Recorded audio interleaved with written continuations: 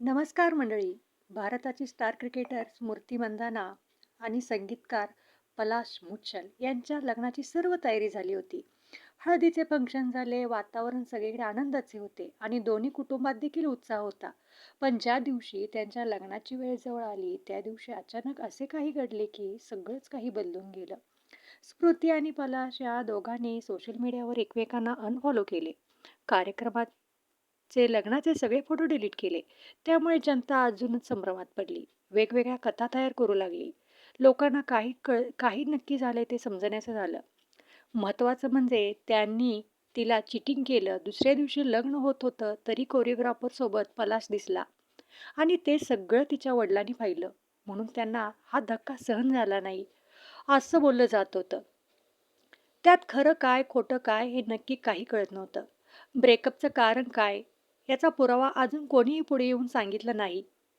पण जी चर्चा रंगली ती पाहून या दोघांनीही काल त्यांच्या Instagramवर जे काही स्टेटमेंट स्पष्ट केले आहे, त्याच्यात आपले काही मत मांडले आहे, आपली प्रतिक्रिया आपल्या फॉलोअर्सला दिल्या. त्यात स्मृती मंधाना असं म्हणते की, "गेल्या काही आठवड्यापासून माझ्या आयुष्याबद्दल खूप चर्चा आणि अंदाज बांधले जात आहेत. त्यामुळे आता बोलणे माझ्यासाठी महत्त्वाचे आहे, असे मला वाटत आहे. मी खूप आ खाज मी खूप खाजगी स्वभावाची व्यक्ती आहे आणि तसंच राहायला मला आवडेल. पण मला हे स्पष्ट करणे आवश्यक आहे, की माझे लग्न रद्द करण्यात आले आहे. मी इथेच हा विषय संपवू इच्छित आहे आणि तुम्हीही तसेच कराल अशी माझी तुम्हाला नम्र अशी विनंती आहे. यावेळेस दोन्ही कुटुंबाच्या गोपनीयतेचा आदर करा आणि आम्हाला आमच्या पद्धतीने हे समजून घेण्यासाठी आणि पुढे जाण्यासाठी थोडी मदत करा. मला विश्वास आहे, की आपण सगळ्यांना एखादे उंच ध्येय पुढे नेत असते आणि माझ्यासाठी ते नेहमीच माझ्या देशाचे सर्वोच्च पातळीवर प्रतिनिधित्व करणे आहे. मी भारतासाठी खेळत राहू इच्छिते. जास्तीत जास्त ट्रॉफी भारतासाठी जिंकून देऊ इच्छिते आणि माझे लक्ष याच गोष्टीवर कायम राहील. तुमच्या सर्वांच्या समर्थनासाठी धन्यवाद. आता पुढे जाण्याची वेळ आली आहे. मला अजून खूप काही माझ्या देशासाठी करायचं आहे. अजून मला पुढे जायचं आहे. तर त्याच दिवशी पलाशने पण आपल्या Instagramवर आपलं मत व्यक्त केलं. मी माझ्या आयुष्यात पुढे जाण्याचा आणि माझ्या वैयक्तिक नात्यातून एक पाऊल पाठीमागे घेण्याचा निर्णय घेतला आहे. माझ्यासाठी हे खूप कठीण आहे, की लोकं काहीही आधार नसलेल्या अफवांवर इतक्या सहज प्रतिक्रिया कशा काय देतात. त्या गोष्टीबाबत ज्या माझ्यासाठी अत्यंत पवित्र होत्या. ही माझ्या आयुष्यातील सर्वात कठीण वेळ आहे. पण मी माझ्या विश्वासावर ठाम राहून हे सर्व सौम्यपणे हाताळत आहे. आपण समज म्हणून कोणावरही निर्णय घेण्यापूर्वी थांबून विचार करायला शिकलं पाहिजे. विशेषतः अशा अप्रामाणिक गॉसिपवर ज्यांचे स्रोत कधीही स्पष्ट नसतात. आपले शब्द कोणाला किती खोल दुखावू शकतात हे आपल्याला कळत नाही.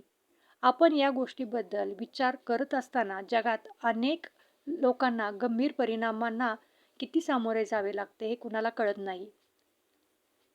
माझी टीम खोटी आणि बदनामी करणारी माहिती पसरवणाऱ्यांविरुद्ध कडक कायदेशीर पावले उचलले. या कठीण काळात माझ्या पाठीशी उभे राहिलेल्या आणि मला दृढपणाने साथ दिलेल्या सर्वांना माझा मनापासून धन्यवाद. खरं तर मित्रांनो, रिपोर्टर्सनुसार लग्नाच्या आधीच स्मृतीचे वडील श्रीनिवास मंदाना यांची तब्येत अचानक बिघडली होती. हृदयासंबंधी त्रास निर्माण झाल्यामुळे कुटुंब पूर्णपणे हादरलं होतं. अशा परिस्थितीत लग्न पुढे ढकलणे हेच आमच्यासाठी योग्य असल्याचं ठरवलं. इथपासून सुरुवात झाली. दोन्ही कुटुंबामध्ये तणाव निर्माण झाला. तारीख बदलावी का? पुढे काय करायचं? कोणती तयारी कशी करायची? या अनेक गोष्टीवर दोन्ही कुटुंबांमध्ये मतभेद वाढू लागले. आणि त्याच वेळेस सोशल मीडियावर वेगवेगळ्या अफवा पसरू लागल्या. थोडक्यात सांगायचं झालं तर लग्न रद्द होण्यामागे कुटुंबातील तब्येतीची समस्या, दोन्ही कुटुंबातील तणाव आणि बाहेरून आलेल्या अफवा आणि दबाव हे मुख्य कारण होतं. सोशल मीडियावर फिरणारे अफवा त्या कधीही सिद्ध झालेल्या नाहीत. जीवनात कधी-कधी परिस्थिती आपल्या मनासारखी घडत नाही. पण दोघांनीही सौम्य आणि सन्मानपूर्वक हा निर्णय घेतला आहे आणि पुढे आपल्या करिअरवर लक्ष केंद्रित करण्याचा मार्ग निवडला आहे. फायनली त्यांचं लग्न रद्द झालं आहे हेच आता याच्यातून आपल्याला दिसून येत आहे. एका मुलीला धोका मिळणं, लग्नाच्या दिवशी नवऱ्या मुलाची माहिती मिळणं, लग्न मोडणं हे सगळं त्या मुलीसाठी धक्कादायक किती असू शकतं हे आपण विचार करू शकतो. पण या व्यतिरिक्त ही दुसरेही कारण असू शकतात, ज्या ठिकाणी इतका आनंद होता, अचानक दुःख झालं, लग्न मोडलं, वडील हॉस्पिटलमध्ये, नवरा मुलगाही ॲडमिट. मग याचं नेमकं कारण काय? कशामुळे यांचं लग्न रद्द झालं? हे मला कमेंट करून नक्की सांगा. तुमचं मत काय आहे ते मला स्पष्टपणे कमेंट करून नक्की सांगा.